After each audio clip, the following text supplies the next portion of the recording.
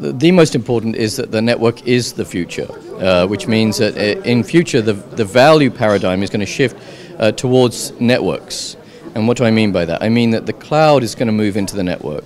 Device functions is going to move into the network cloud. So frankly, the network becomes the nexus of value in the digital future, and that's really important to understand.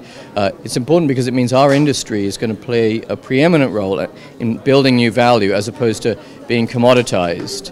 We're actually going to be value add and value creating by creating what I call a cloud integrated network that hosts device functionality, hosts application functionality, hosts the network control functionality. So that's point number one.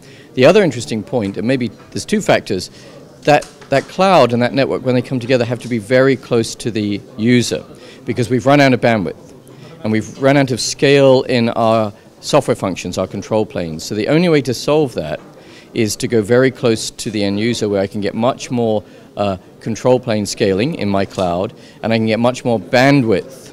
And the last part is some of the new applications we're going to enable, driverless cars, virtual reality, augmented reality, need very, very low latency. And it just so happens the way you solve latency problems is by going close. When you're close, there's less delay. So once again, that argues that we're going to build a network that has the cloud embedded, very close to the end user for low latency and very high bandwidth. And that's an exciting future, because that is the beginning of a digital future where we automate everything